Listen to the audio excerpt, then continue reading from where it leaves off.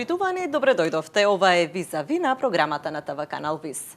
Во годината кога одбележуваме 100 години од раѓањето на Блаже Конески, не можеме да го одминеме ниту делото на професорката Вера Стојчевска Антик, која долги години се занимава со професорската, научничката, но и човечката димензија на личноста на Конески. Професорката Вера Стојчевска Антик е во нашето студио. Професорке, пред се добре дојдовте и благодарам што ја прифативте поканата да бидете наша гостинка. Благодарам на поканата и на љубезната публика што ќе ме слуша. Така. Дел од вашите последни книги се посветени на Блаже Конески, а низ годините неговото дело било повод и за повеќе ваши трудови. Како се наметна Блаже Конески како интерес за ваше пишување, но и истражување? Интересно прашање, но тоа е различно кај разните индивидуи. Кај мене познанството со Блаже Конески потекнуваше уште во основно училиште во Битола и во гимназиските клупи во Битола, без да имам било каков контакт или видување на физички на професорот Блаже Конески, но бе влюбена во неговата поезија, во неговиот збор, ги слушав неговите говори и ме обзеде неверојатно неговата длабинска смисла за екзистирањето на македонската историја, на македонскиот народ и така се заинтересирав самата без да имам некакви контакти. Али тоа беше толку силно што јас навлегував колку што можев. Се сеќавам, во Битолската гимназија литературната дружина беше многу богата и јас уживав да разговарам за Блаже Конески уште во тие денови со повозрасниот мој колега во таа дружина Слободан Мицковиќ. И со него дискутиравме многу за Блаже Конески, потоа со Петре Андреевски, со Петре Бошковски, така што сознанијата растеа без да имам некаков контакт и влијание директно од професорот. Така. Имате и долга, меѓутоа години подоцна, долги години соработка со професорот Блаже Конески. А која беше првата средба меѓу вас? Тоа беше интересна средба и јас од два ја очекував, бидејќи се запишав на Историја на книжевностите на народите на СФРЈ, еден од професорите ми беше и професорот Блаже Конески за историја на македонскиот јазик. Од двај го чекав првиот час и го доживеав како што го замислував. Достоинствен, скромен, но и природен. Се насмевна веднаш на првиот час, не погледна сите, ни кажа дека цела година ќе се гледаме, ќе соработуваме заеднички, дека не само што ќе го слушаме него, дека тој ќе не слуша и нас, и потоа ни нагласи дека за секое нејасно прашање може да му се обратиме слободно. Ние сите бевме занемени. Тоа беше наш прв контакт со Блаже Конески. Ја знаевме веќе неговата големина, неговата професорска важност и бевме занемени. Меѓутоа така беше првиот час.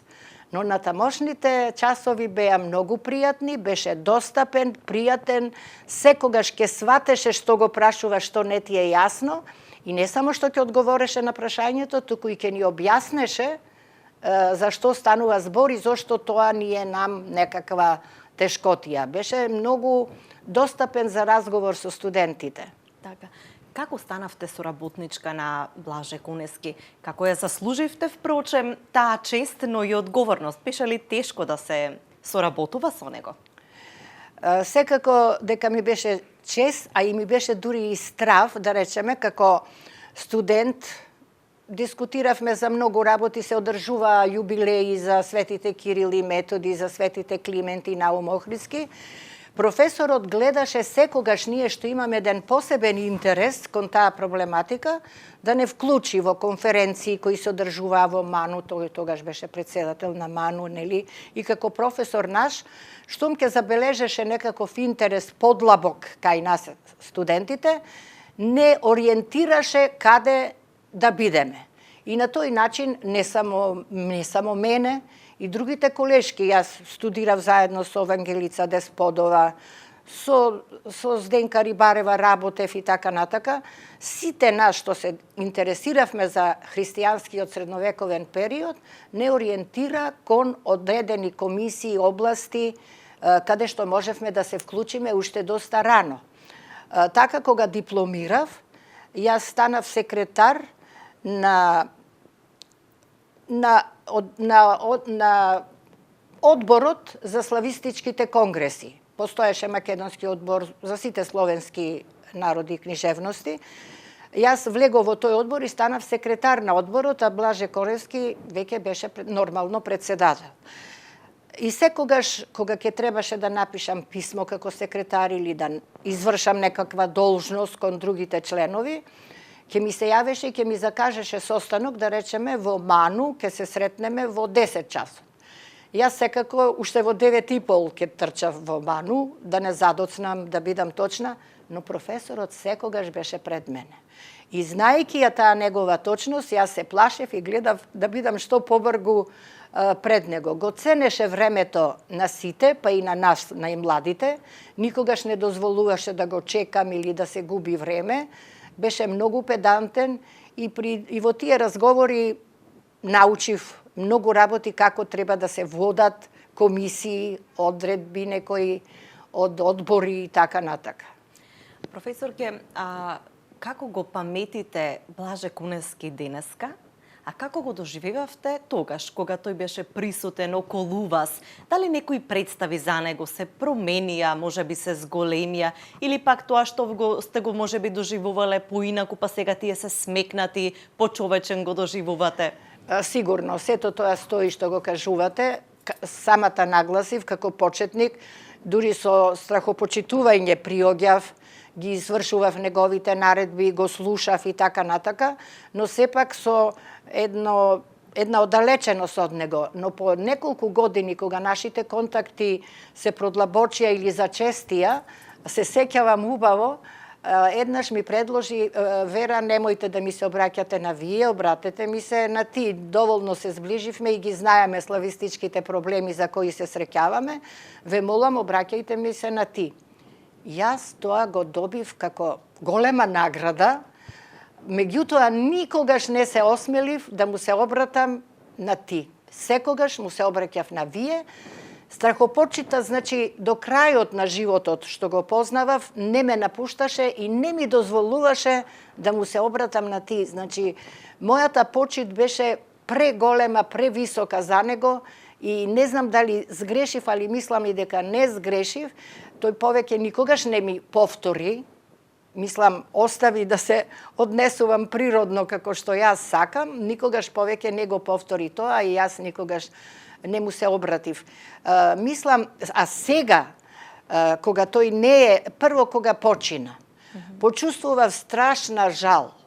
Не можев да се смирам и помислив дури како ќе се живее без професорот.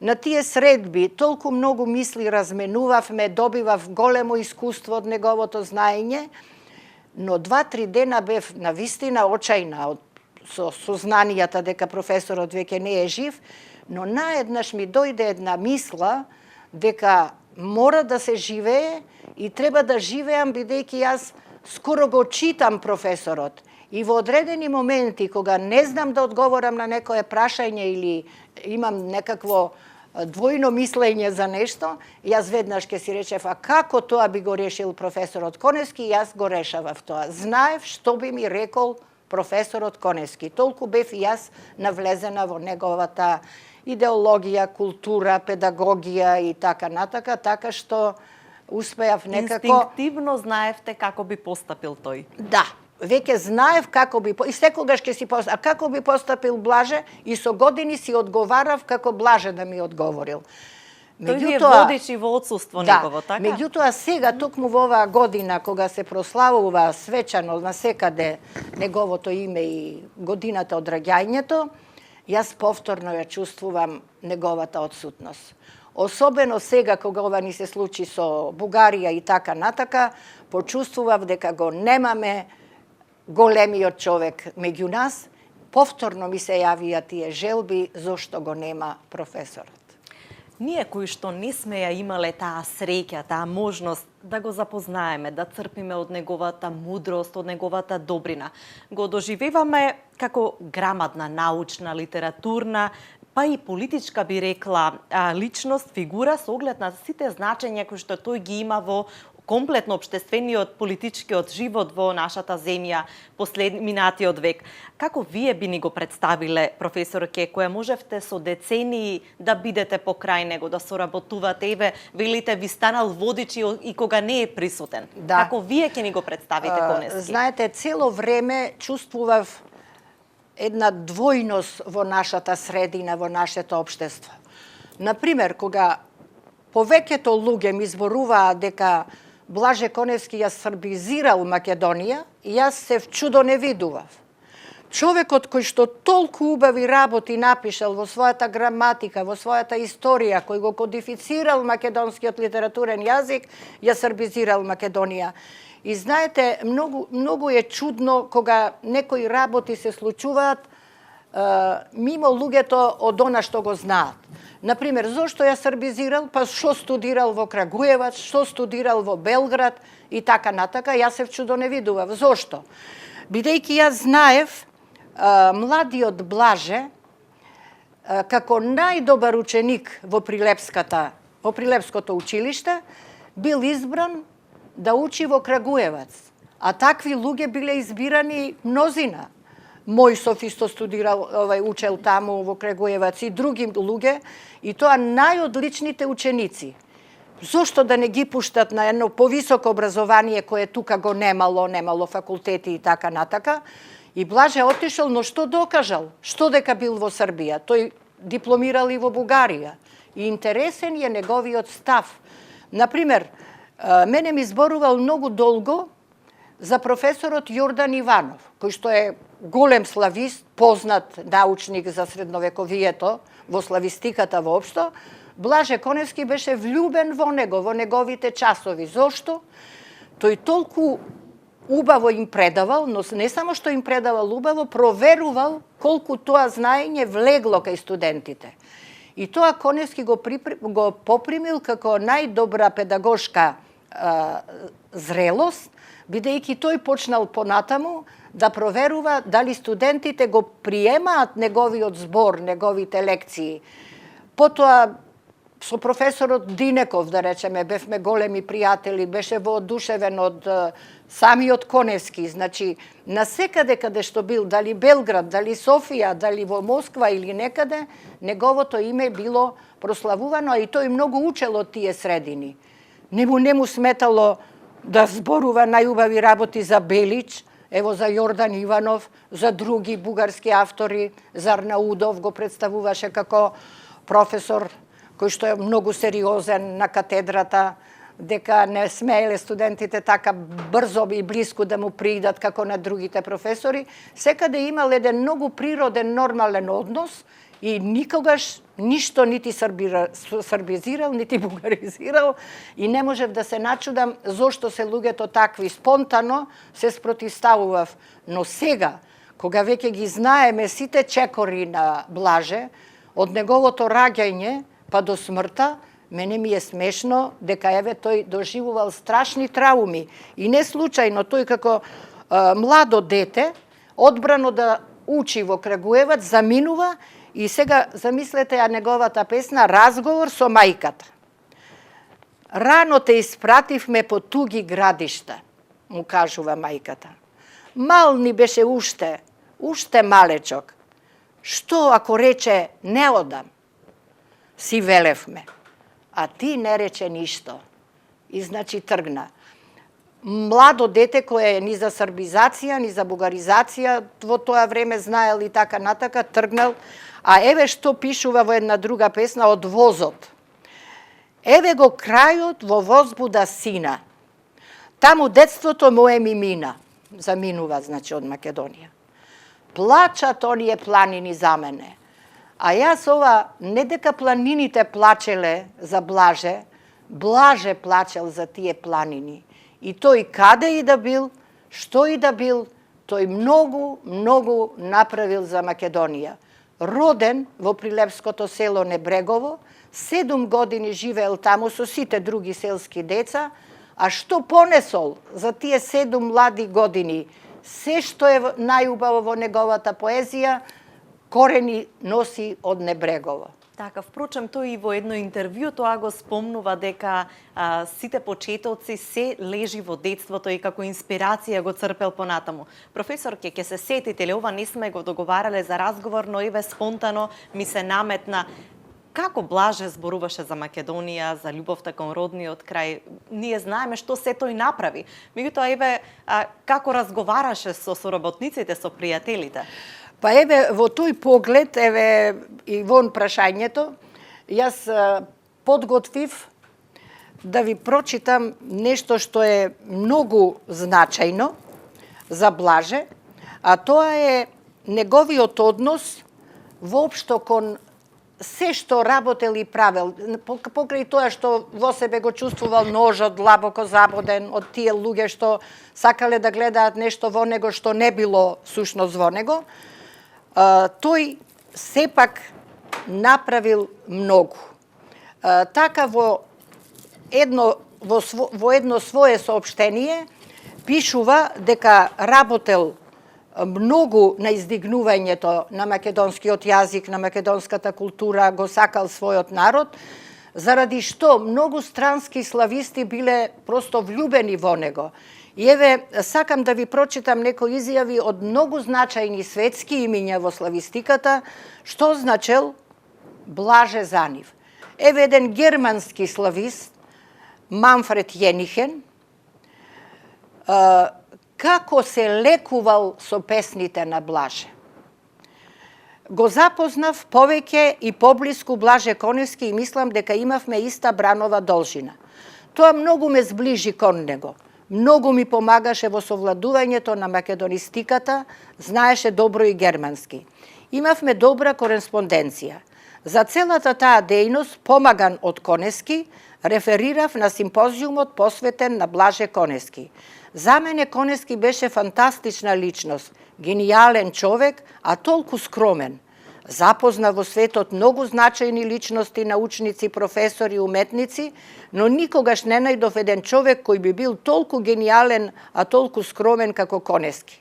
Неговата поезија ги допира екзистенцијалните прашања. Неговата поетика толку многу ми е блиска и возвишена. И честопати, кога сум во криза, јас имам болен син, се допирам до неговата поезија и размислувам кога поетот Коневски пее за мигот, кога човекот го губи правото да се смее, што Манфред Јенихен го изгуби и со песните на Коневски тоа го возвраќа. А нуло ми ниси.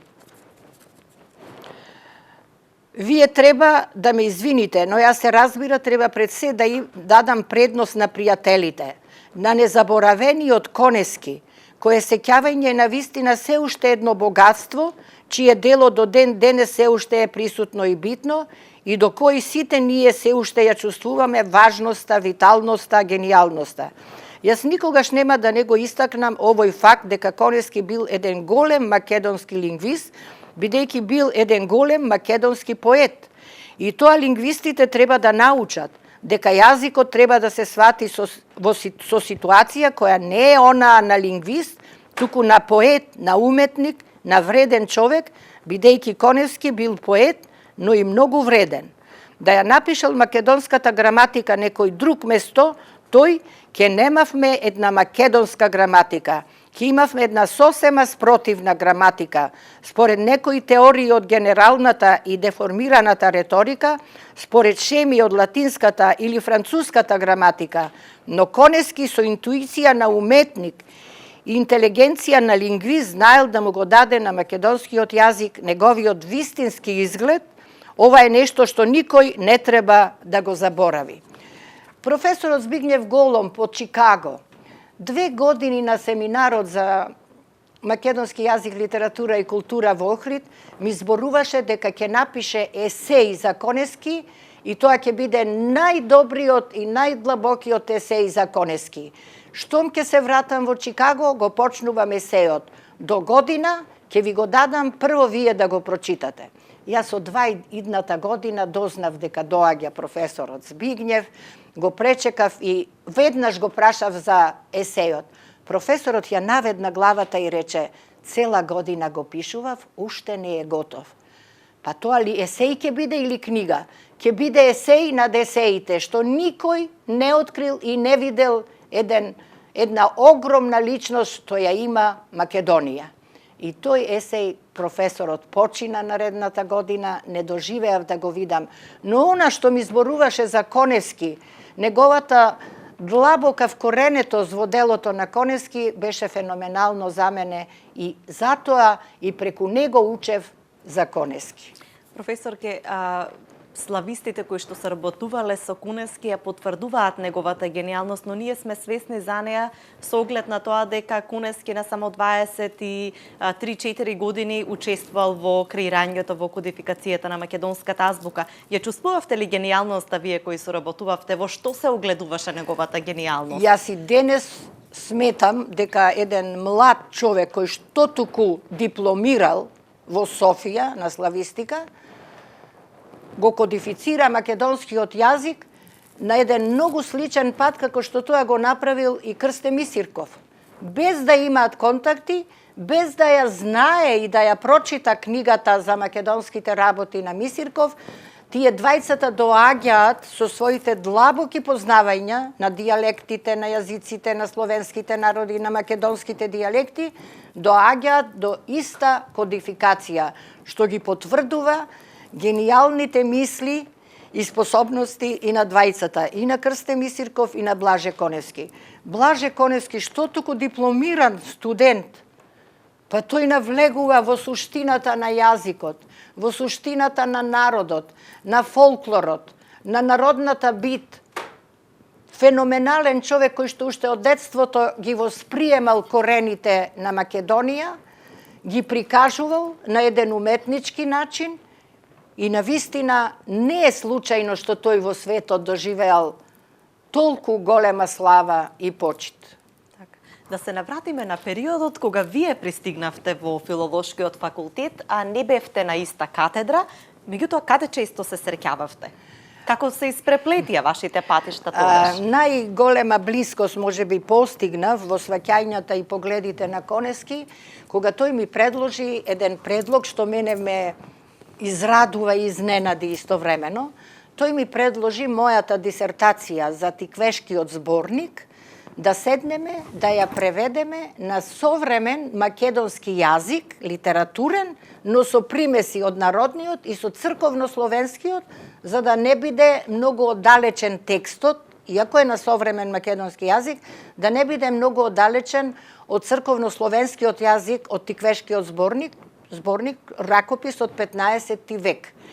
Јас бев изненадена дека ме избра за коавтори да бидиме и да работиме на таа работа и почнавме, навистина долго работевме, најчесто се среќававме во клубот на пратениците, бидејќи веќе професорот имаше проблеми со очите и со одот, а таму беше равен просторот и најпријатно, најдобро му беше да се среќаваме во клубот на таа рамнина и на таа височина. Работавме по 2-3 сати, речи си секој ден, попладне клубот беше празен, немаше гости како за ручек или како за вечера, но често пати, откако ќе завршеа нашите научни договарања, како да го издадеме на нов начин, на современ начин овој зборникот, останувавме и во приватни разговори кога ќе завршеа службените, доаѓаа негови пријатели Трајко Стаматовски, Коце Солунски и други, и тогаш почнуваа приватни разговори, но кои ќе кажам, иако ги нарекувавме приватни, тие пак беа службени, пак се однесуваа на семинарот, на славистиката, на контактите наши со странските слависти. И ми предложи професорот: Вера, останувајте вие ако сакате по завршувањето на нашите службени разговори, останете и на нашите приватни разговори, ќе ми биде драго. Но покрај тоа, вие поканете го и вашиот сопруг Миќо, кој го познаваше професорот, и тој ако сака, на приватен разговор, на кебапчиња, на едно кафе, да биде и тој со нас присутен.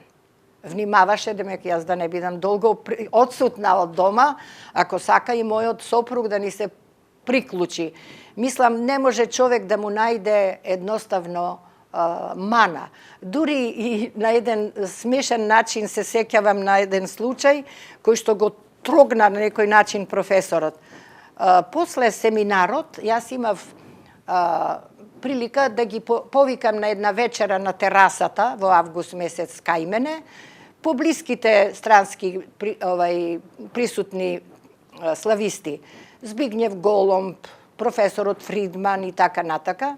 И на една таква вечера, професорот Збигнев, кој што се спријатели со мојот сопруг, вечерата беше нормално дома кај нас, му рече, знаете, доктор Антич, јас дека најмногу се радувам кога доаѓам на семинарот во Охрид заради тоа што ќе ја видам Вера Антич и ќе водам разговори со Вера Антич.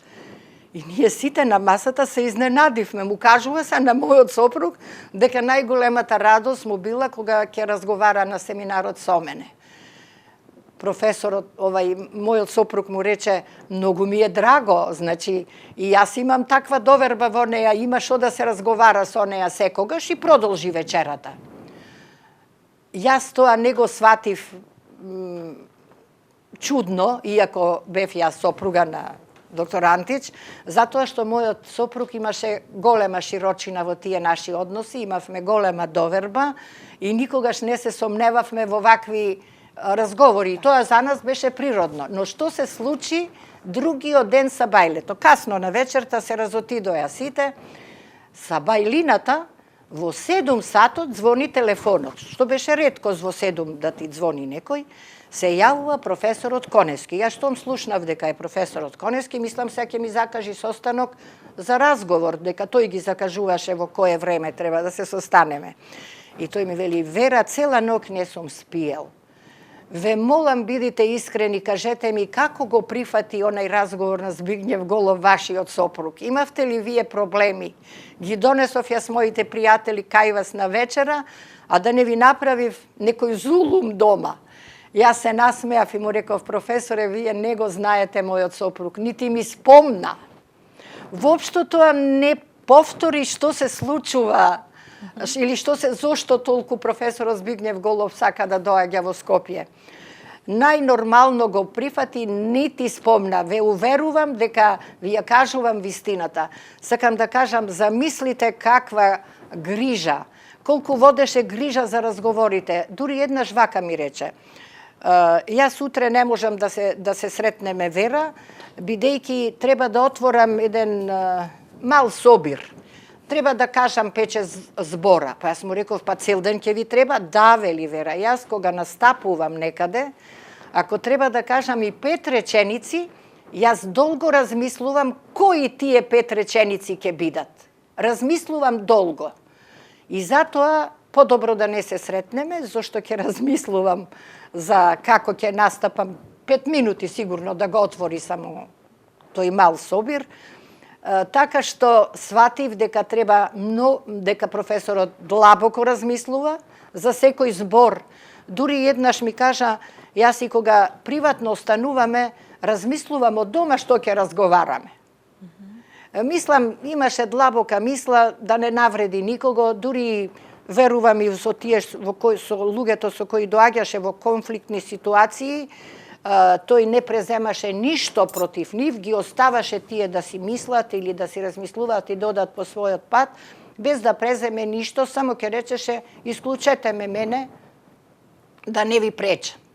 Така што имам многу пријатни моменти на кои се сеќавам и кои ми причинуваат радост. Затоа и сега во оваа ситуација со бугарите која ме вознемири, не очекував дека во 21. век ќе доживееме во ова што ни се случува со договорот со Бугарија, но тоа се работи за кои треба многу длабоко да се размислува.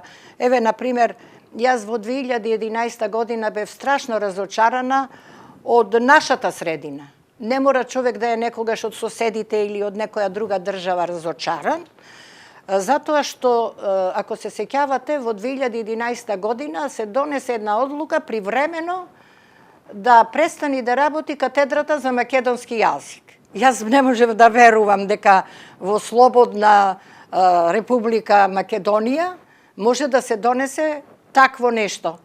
Но знаете што ме израдува?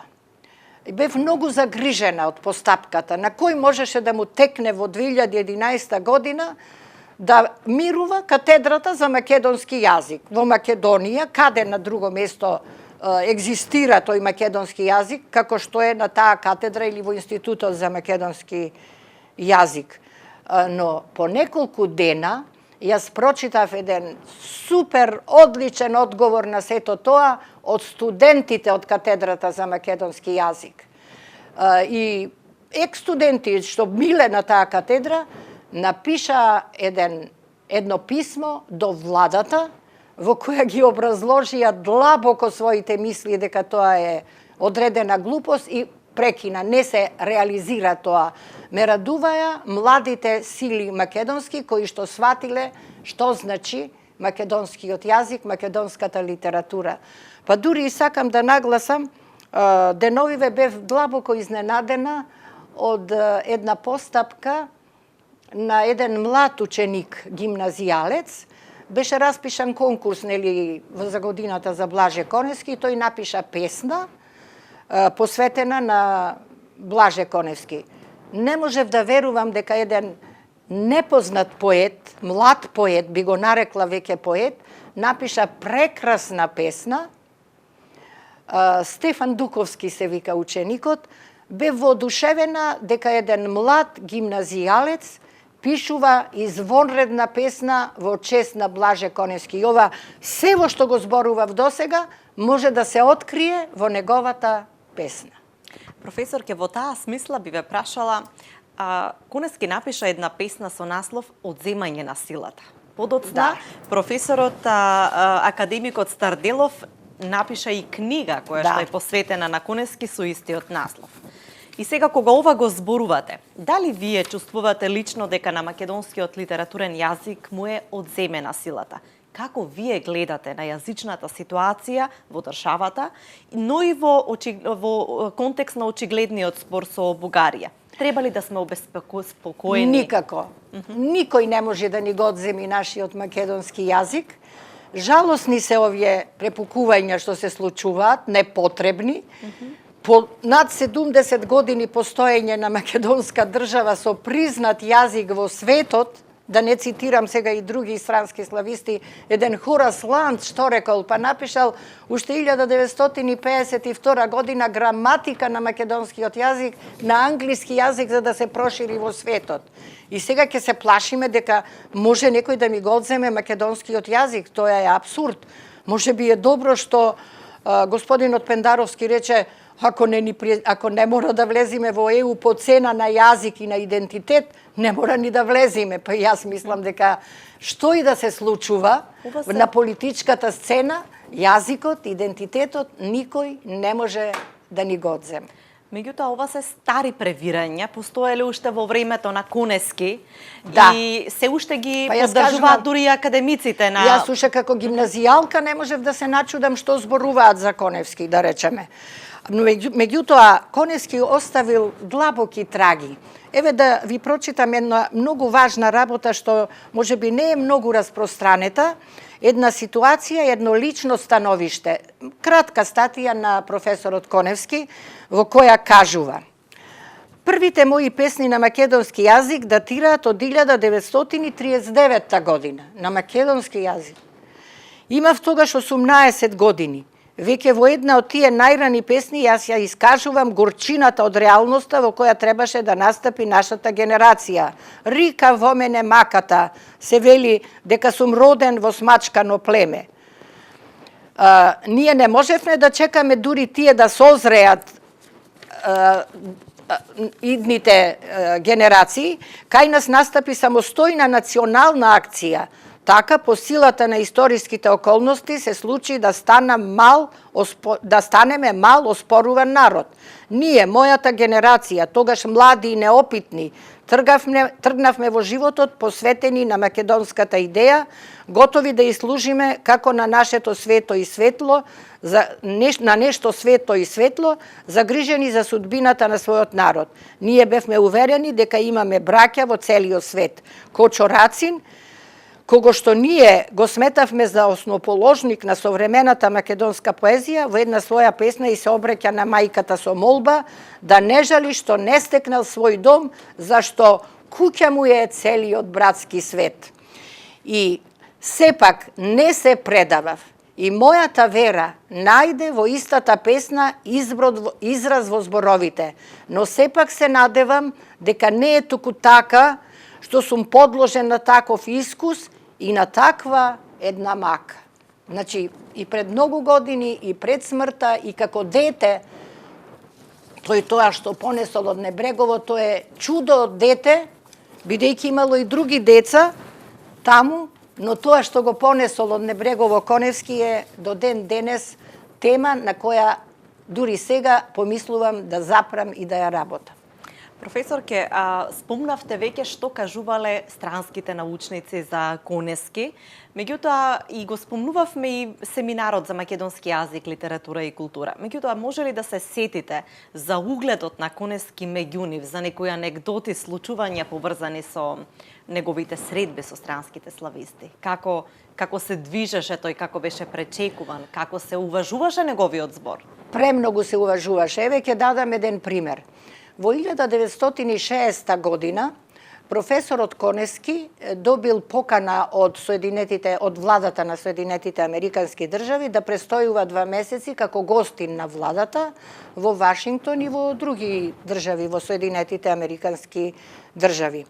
Професорот бил во повеќе места, но престојувал и во Блумингтон, на универзитетот во Блумингтон, и таму дошол во контакт со славистите и уште тогаш, како млад човек, 60-та година е тоа, тој организира со тие исти слависти и тие да дојдат во Македонија и да се одржи една средба меѓу македонските и славистите од Блумингтон. И таа средба ја реализира. Значи, тој, како гостин, место да ужива во сите погодности што ги нуди Америка, тој организира средба.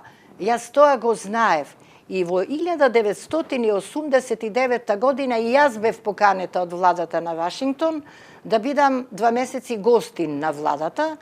И јас отидов и веднаш се сетив на тоа што ми раскажуваше професорот што доживеал во 1960 година и по неговите напатствија јас поминав прекрасно во Соединетите Американски држави и сакам да кажам еден многу добар пример што го научив како се работи во напредни земји. Во 1989 година беше голема прослава на Фулбрајт и во Смитсонион институтот имаше голема средба на слависти од целиот свет и посебно Фулбрајт ја организираше. И тогаш јас таму случајно дознав, бев гостин на Фулбрајт, Жана Ловеки, Микела Јовин ми беа мои домакинки и таму разбрав дека за време на, а веќе таму во Америка ја го доживеав распаѓањето на Берлинскиот зид. Почна да се распаѓа Југославија. И тогаш дознав дека за време на цела Југославија, додека траеше, до таа 1989 година, се одржале над 30 српско-американски научни средби, славистички. Околу 20 словеначки, хрватски и така натака. Јас чекам да кажам колку македонско-американски и не кажа, јас прашувам, а македонски? Ми велат, нема македонски. Јас се фрапирав. Во постоењето на Југославија се одржуваат званични славистички средби меѓу републиките и Америка, Македонија ја нема. И прашувам, зар е можно една развиена американска држава да не ја покани република, една равноправна република како и другите во Југославија? И знаете што ми одговорија тие? Вие кога ќе се вратите во вашата земја, прашајте ја вашата влада зошто не учествувала на тие средби. Зашто ние поканата ја пративме за Југославија во која беа вклопени сите равноправни републики, како што кажувате. И јас тогаш смело кажав, се замислив и само што не заплакав. Мислам, не можев да замислам такво нешто. Немав таква представа за Југославија. И прашав, А добро, ако се пропуштени толку години, може ли да започнеме? Ова беше, може би, смешно и глупо на еден таков свечен дочек, да јас се поставувам прашање за Македонија да продолжи со тие. Тие ми одговорија да, посебно ќе разговараме со вас ако сакате. И почнаа разговори како да почнеме ние прва Американско-македонска славистичка конференција за македонистика. И се договоривме.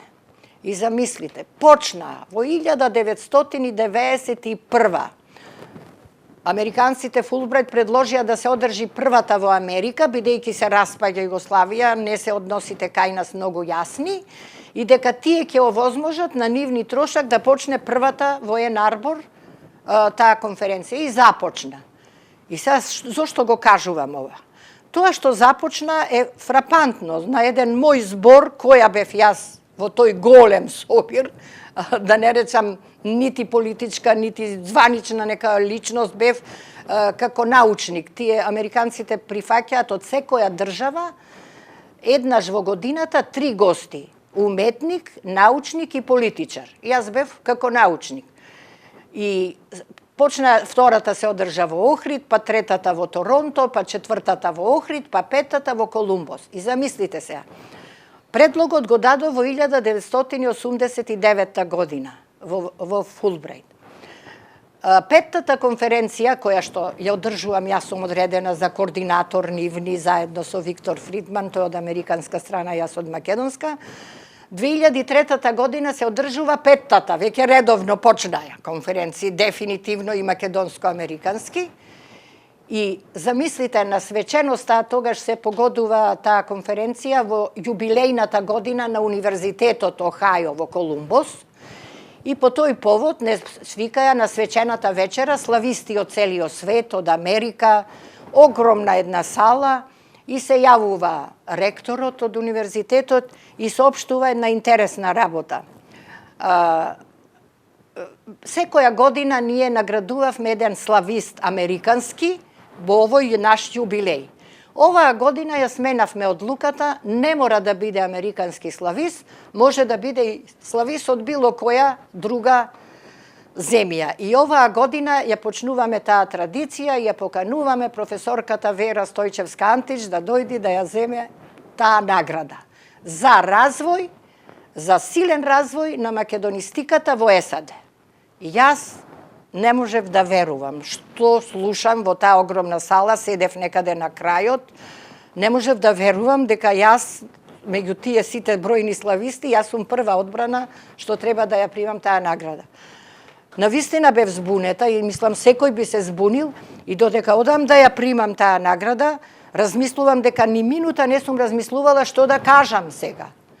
И кога дојдов и кога ја почнав првата реченица, ми ја врачуваат наградата, аплауз голем, така да не ми дадоја да доискажам колку сум задоволна и среќна што како македонист која водам македонската делегација токму во Охајо, треба да ја примам таа награда. Но зошто го кажувам ова?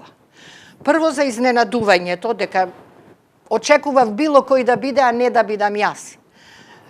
Меѓутоа, сакам да кажам, од 1989 година, кога го дадов предлогот и го прифатија во Америка, на петтата конференција во Колумбос, јас добивам навистина величествена награда од Америка за просперитет на македонистиката во САД. Значи, колку години тие следеле што се случува, и еве на јубилејот за Христофор Колумбос беше голема прослава во Охајо, ми доделуваат награда. Како се работи во напредните земји, како се следат некои работи не секојдневно, не со некакви врски, туку со години што се случува. И сега кога размислувам, бев многу изненадена, но и не, бидејќи за сите тие години започна една редовна македонско-американска славистика за македонистика, која и ден денес трае.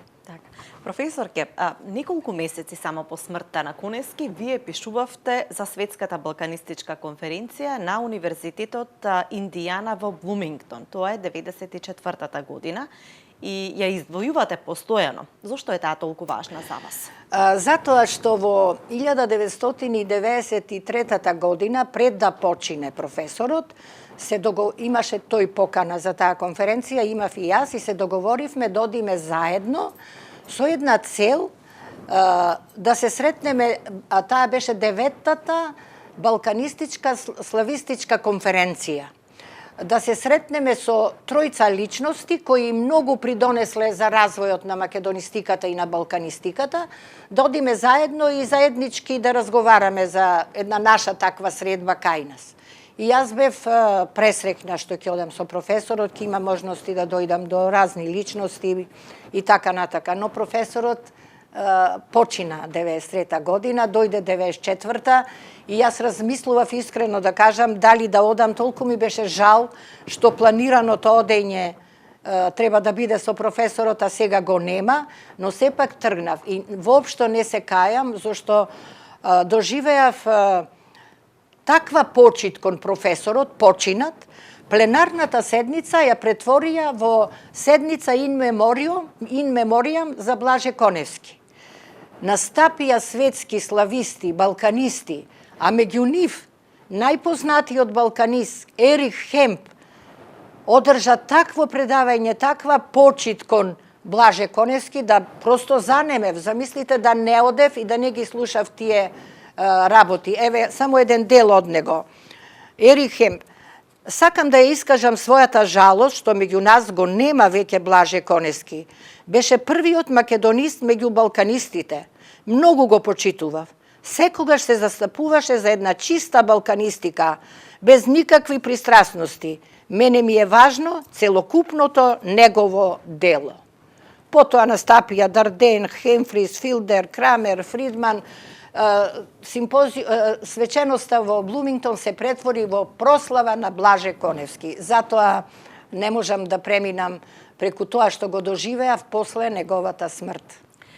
Рековме уште на самиот почеток дека последниве години сте посветени на некој начин на истражување и пишување за делото на Коневски, патем објавивте и неколку книги. Накратко би сакала да ги запознаеме гледачите со секоја од овие книги, ги имаме и овде, со исклучок на мојот професор Пророк, меѓутоа таа книга е промовирана и пред Струмичани, имавте промоција пред некоја година, и вашата дали имате намера понатаму да пишувате и во која насока би го истражувале Коневски? Па видите, книгата мојот професор Пророк не ја планирав да ја објавам. Знаете што ме натера? Ево ќе бидам искрена пред нашата јавност да кажам по кој повод ја напишав таа книга. Во разговорите со Блаже Коневски, често пати велам дури и во приватните разговори, после нашите разговори, сепак повеќе беше службен разговор отколку приватен. И во едни такви моменти го прашав професорот, професоре, минатиот пат не забележав нешто, го прашав за некој славист. Професорот ми рече, па зар вера, вели, вие кога ќе си одите дома, од сево ова што го разговараме, не фаќате белешки? Јас му одговорив, професоре, јас ги сметам за свети овие наши средби и не сакам да правам материјал или да запишувам кој што рекол и како рекол, ги чувам, пишувам некои работи, ги чувам во фасцикли дома, но не сметам дека тие треба да ги искористам. Вера, вели, немојте, ве молам, се забораваат некои работи, после 2-3 години нема да се сетите и за некои други работи што сега ги дискутираме. И тогаш јас почнав да ги бележам скоро сите наши разговори, сеќавања, доживувања и така натака, и тоа сето го чував како ето моја една интима со професорот што ја доживувам на разни начини. Меѓутоа, по известно време, случајно во еден разговор, му цитирав нешто на колегата Лапе. Колегата Лапе ми рече, па ти ова не го имаш, го имам запишано, му велам, али сега не можев да се сетам. Ај, донеси го како го имаш запишано. Јас донесов, не се ни сеќавам што беше нешто, му го прочитав и ми вели, па добро, Вера, кај ги чуваш ти овие работи? Па му велам, ги чувам во една фасцикла дома И па мислиш да ги објавиш? Не, му велам, тоа ми се мои свети работи што сум ги дискутирала со Коневски и ми служат за моето напредување во науката и така натака. Па ова, вели, ти сега што ми го кажа, штета е да не го знае целиот народ или славистичкиот свет. И ми вроди една идеја дека јас тоа сето можам да го објавам. А беа интересни разговори, да речеме, со разни слависти, со Хорас Ланд. Хорас Ланд беше главниот говорник што дојде на мојата прва организирана Американско-македонска конференција во Ен Арбор. По цели сати разговаравме за Коневски. Потоа дојде и во Торонто на третата конференција. Па дојде и на петтата во Охајо, во Колумбос. Мислам, такви разговори беа што навистина сватив дека па тоа е штета да не го знаат и другите, и така ја објавив таа книга, а особено кога пред неколку години се расшири мислење во нашата средина, пак од оние нихилистички мислења за Блаже, какви што ги доживував цело време, дека е тој џуџето од Небрегово. Тогаш, тоа беше и уште еден момент што ме натера да напишам што другите чувени имиња слависти мислат за Блаже и објавив таа книга. И морам да ви кажам што се случи со таа прва книга. Само во Скопје, по првата промоција доживеав уште 5-6 промоции. Во општините, кај пензионерите, но потоа добив покана од Солун на меѓународен саем на книгата во Солун да се промовира таа моја книга за Блаже. Јас размислував дали да одам, знаете што, ме уплаши, знаете што се случи со Виктор Фридман кога го промовираше грчко-македонскиот речник. Го нападна и си реков јас, како жена, што ќе правам ако ми се случи такво нешто, да кажувам за Коневски работи, како што му се случија на Фридман, но сепак тргнав.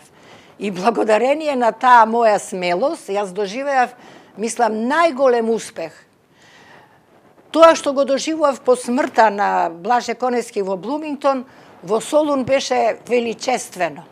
Беа дојдени многу важни представници од владата во свечената сала на меѓународниот саем на книгата, со видни личности, познати личности, писатели, уметници, научници, и за Блаже тоа што беше кажано, тоа е нешто неповторливо.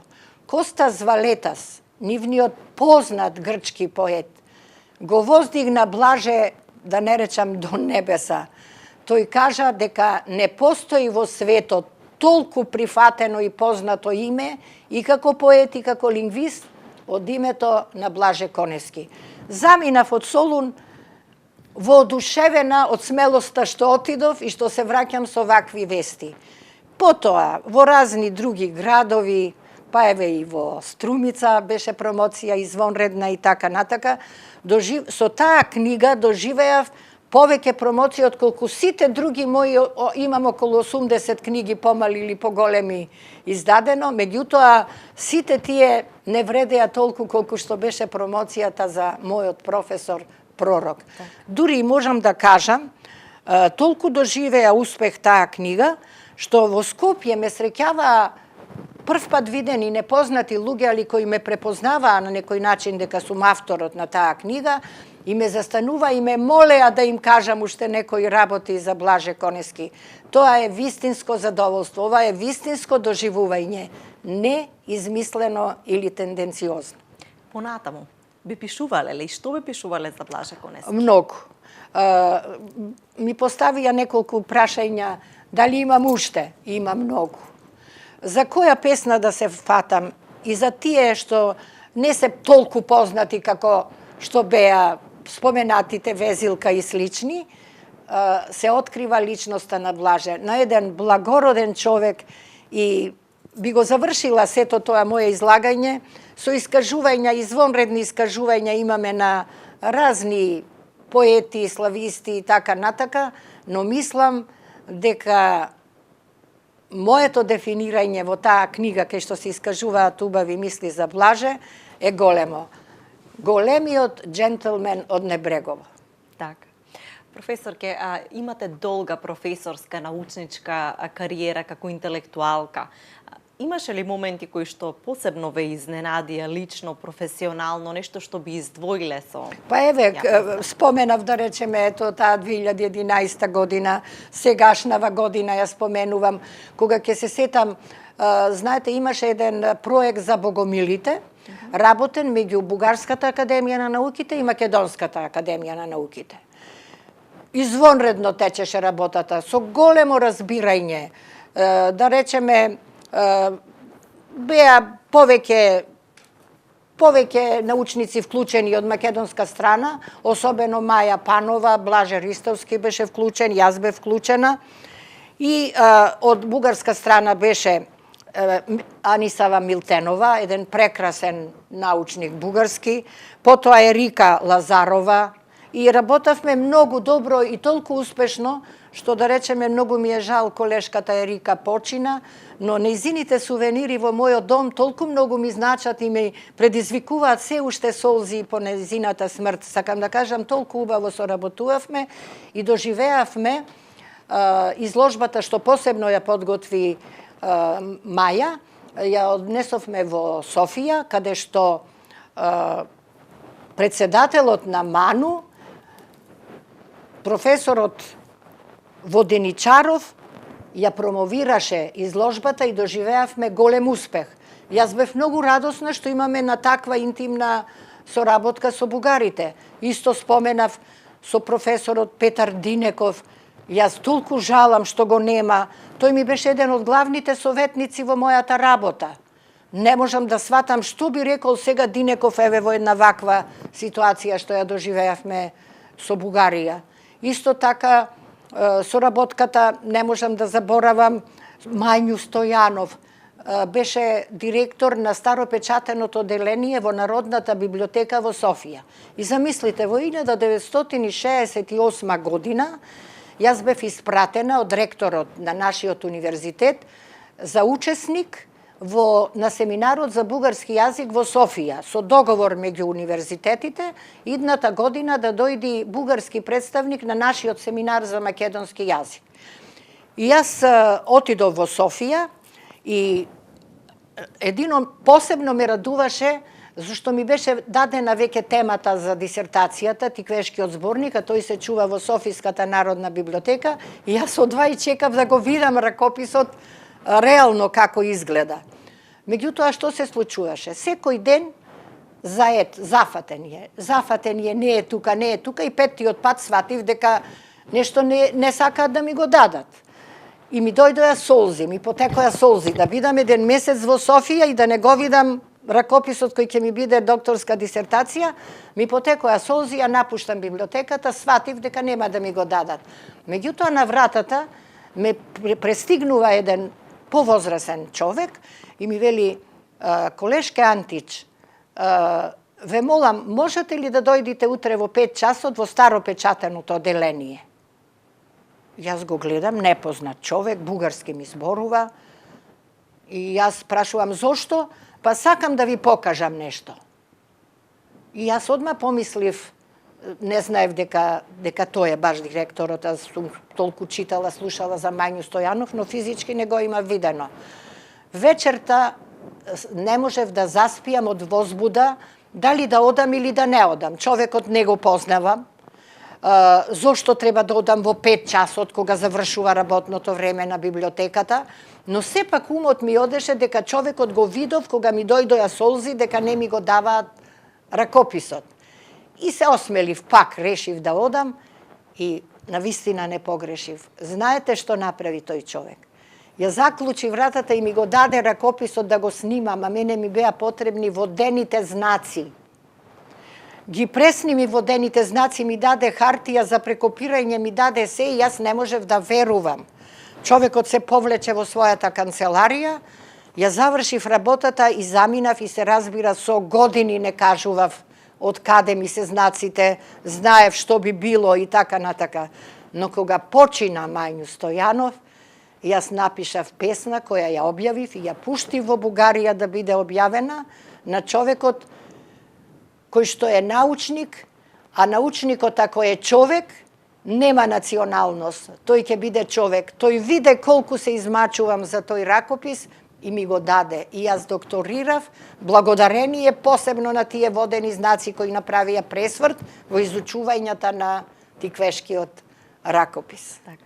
Професорке, верувам дека имаме уште многу теми на кои што би зборувале. Ама Вие посебно сте ризница на знаење на толку убави примери имам да кажам. Верувам. Кога бев на семинарот како почетник асистент, уште не име во науката и така натака, кој од бугарските професори не размени мисли со мене, не наидов на отпор, зашто, знаете, секогаш имало некој... Никогаш ли не наидовте на отпор? Имавте ли непријатни моменти? Не, многу пријатно.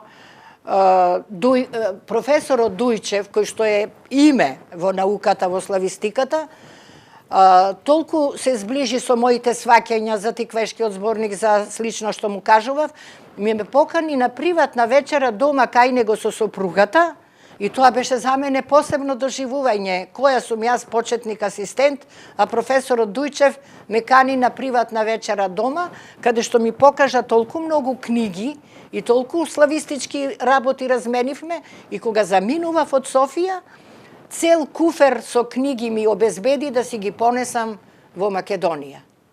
За жал, на граница ми ги сопреа, ми ги зедоја, бидејќи недозволена може би литература внесувам, но потоа ми беше вратена кога сватија дека од струката која ја предавам на Скопскиот универзитет е таа литература. Така да имам многу пријатни средби и убави спомени во соработка со бугарски професори, а имало и негативни на многу конгреси каде што сме оделе.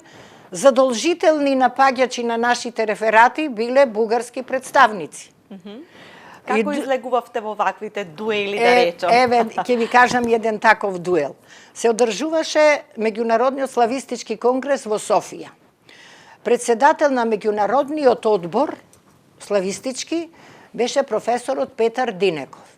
И тој се разбира, постојано беше со тој одбор, заседава, го немаше на седниците и така натака, но кога дојде редот да го читам јас мојот реферат за Киндин, се појави на вратата професорот Динеков и се зачудив, баш кога јас читам, влегува Динеков, сепак беше едно име, и го прочитав рефератот, по рефератот ми приде, ми кажа, ми честита, дека го интересирал рефератот за Киндин и дека убаво што ме слушал. Меѓутоа, што се случи вечерта? Вечерта се собравме представниците од Македонија, и меѓу нас беше Блаже Конески, и Блаже Конески ми вели: сега ќе ви кажам една многу интересна вест. Ем интригантна, ем многу пријатна. И ние сите го слушаме што ќе кажат. Рече, денес заседаваше Меѓународниот комитет во Софија и професорот Динеков ги започна дискусиите, и уште не беше дојдено време за пауза, тој ни се извини и рече: знаете што, сега ќе ви нарачам едно кафе, една мала пауза направите, јас морам да слушам еден реферат што ме интересира. И замина професорот, се извини, ни донесоја кафе. Меѓутоа се јави интерес меѓу сите нас, кој реферат ќе го слуша што го напушта состанокот на ова. Кога ни кажаја, кога добивме вест дека професорот ја слуша Вера Антич во незината сесија, ние бевме запрепастени. Јас бев посебно радосен што токму за македонски славист го напушти состанокот и се врати задоволен и така натака. Не ни кажа што кого слушала, ние веќе дознавме. Така што, ете, и тој е еден начин сега. Председателот на комитетот сака да слуша македонски славист. Тоа е сепак еден убав чекор, една убава насока. Така што ме изненадуваат сега по толку години постоење на призната македонска република, Северна Македонија денес, да се случуваат вакви недоразбирања меѓу соседите. Како би требало да одговараме на таквите напади? Па Еве, особено се многу чести тоа дека нели не постои македонски јазик, дека е дијалект на бугарскиот. Нема да пристанеме никогаш. Никогаш нема да го предадеме македонскиот јазик, македонската бит, македонската нација. Никогаш нема да ја предадеме по цена на било што. Мислам секогаш ќе има доволен број македонци кои ова ќе го потврдат. Ви благодарам многу за гостувањето во оваа емисија. Се надевам дека наскоро ќе имаме можност повторно да зборуваме на слични теми. Ви благодарам и вам. Така. Ви благодарам, почитувани гледачи, што останавте речиси еден час со нас и се разбира, останете и понатаму со програмата на Канал Вис.